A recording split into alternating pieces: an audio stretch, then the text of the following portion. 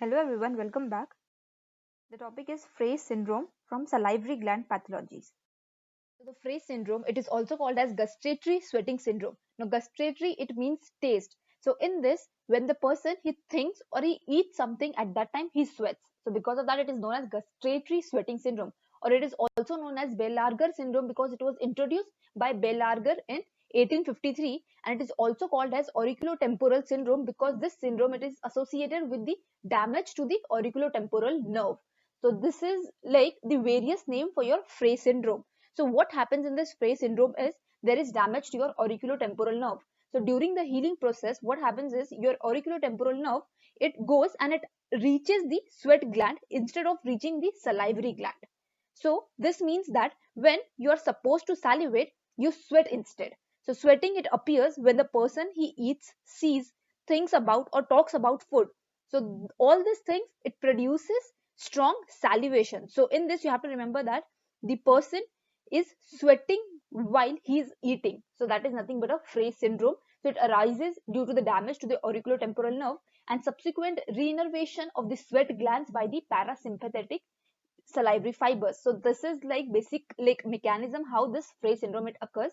So it is characterized by unilateral flushing and sweating of the facial skin, which is innervated by auriculotemporal nerve, which occurs in response to the gustatory or olfactory stimuli. So because of the stimuli, that is your gustatory taste stimuli, because of that stimuli, you are sweating. So Frey syndrome, it is characterized by sweating, warmth and redness of the face as a result of sweat gland stimulation by the smell or taste of the food. So this is about like Frey syndrome, what exactly it is. Now what is the etiology of this Frey syndrome? So in infants, trauma to auriculotemporal nerve during the forceps assisted delivery can cause Frey syndrome as there is trauma to your auriculotemporal nerve. Then it possibly results from parotitis, parotid tumor and ramus resection. So it can also be caused. So this Frey syndrome, it is caused if there is any infection, inflammation to your parotid gland, or if there are any tumors of parotid gland, and if or ramus, and when you're like resecting the ramus, so because of that, there are chances that your auriculotemporal nerve it gets damaged, and basic like the etiology is damage to your auriculotemporal nerve.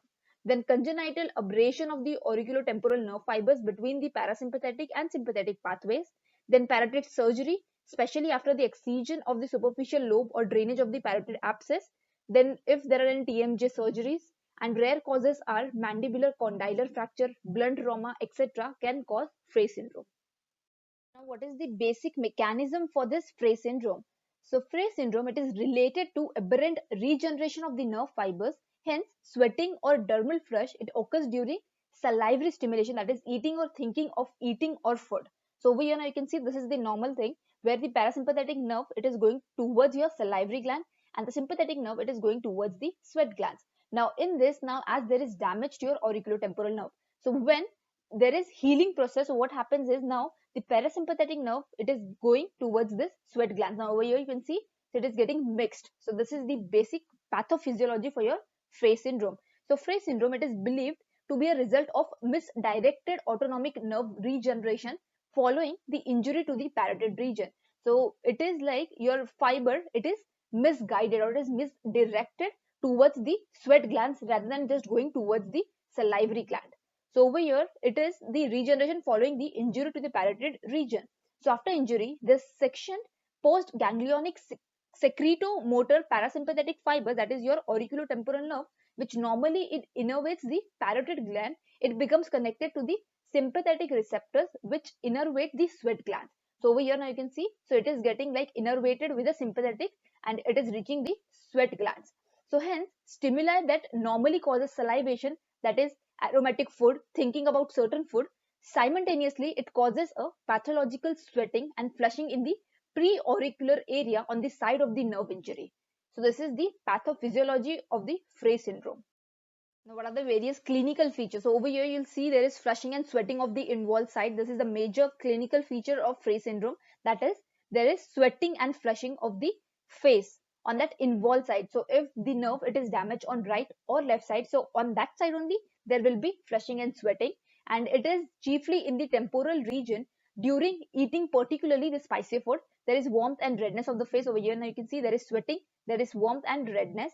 Then there is crocodile tears, that is profuse lacrimation when food is eaten, and it can like follow Bell's palsy, head injury, or intracranial operative trauma. So this Frey syndrome, it can follow all these things.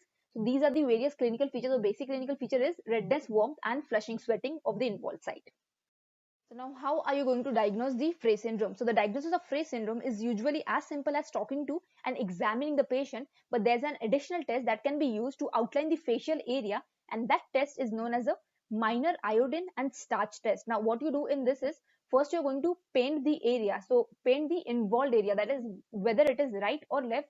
So only on that side you're going to paint that area with iodine, and then what you're going to do is you're going to allowing it to dry, and after that you're going to dust cornstarch or potato flour on this.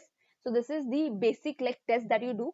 Now to elicit salivation or sweating, the patient is then asked to chew a lemon slice for 5 minutes, as it causes the stimulation of salivation. So because of that, you are asking the patient to chew a lemon. Then what you'll see is there is appearance of black spots over the starched field, and it constitutes a positive result. So over here, this is the basic test that you do, and if it is positive, then it appears like this, that it appears there is appearance of this black spots, and that means it is a positive result. So it is generated by a chemical reaction between iodine, dissolved starch, and sweat. So when there is like this iodine and starch, it gets like wet. So because of that, there is this black appearance which you can see. So it confirms the sweating secondary to gustation. So the margin of the black spots, they are drawn with a ball pen. So over here now you can see. After that, what you're doing is, now you have seen. So over here, this is the black spots that you can see. And after that, you're going to outline this particular area. So the black spots, they can be used to pinpoint where to use the Botox and give a semi-quantitative recording of how the gustatory sweating is improving or it is not improving. So this is the basic like the treatment for your Frey syndrome, that is the Botox. So it can be used. So if the area is involved this much, so you can give Botox over here only. So the minor starch iodine test, they have the following drawbacks. It is difficult to use in hair bearing areas and does not allow the evaluation of the severity of the gustatory sweating. So this is basically how you diagnose the Frey syndrome. The most important is how are you going to treat the Frey syndrome. So there are 4 ways, that is topical, intradermal, radiation, or surgery. So in topical, you can apply antiperspirant, or you can apply 20% aluminum chloride on that particular area, or you can give anticholinergics. So intradermal is you're giving the intradermal injection of botulinum toxin A, and the response, it may last for a period of 6 months for this intradermal injection. Then radiation is the radiation of 50 gray can be given to the symptomatic patient, and the last can be the surgery. So in this, now it is caused due to damage to your auriculotemporal nerve. So in this, you can do the auriculotemporal nerve resection, or there is tympanic neurectomy.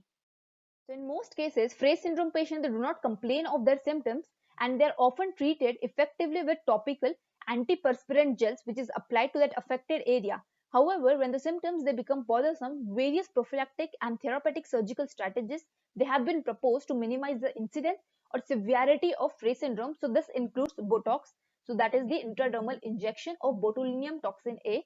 So the patient who are unresponsive to this topical therapy, they may want to consider a trial of Botox before considering the surgical options. So this is like again topical antiperspirant. So that is a 20% aluminum chloride solution, or you can apply a ointment which is containing an anticholinergic drug, that is 3% scopolamine, or you can apply 2% glycopyrrolate. So these are like the various topical applications. Then you can apply a topical application of adrenoreceptor agonist, that is clonidine, and there is blockage of this parasympathetic outflow by the way of alcohol injection or 2% lignocaine injection at various sites such as at the otic ganglion and the auriculotemporal nerve. So none of these approaches, they allow a definitive cause, and the relief is only temporary in this case. So the Botox, it appears to be the easiest and safest method that provides the longest period of relief with the lowest morbidity and adverse incident rate.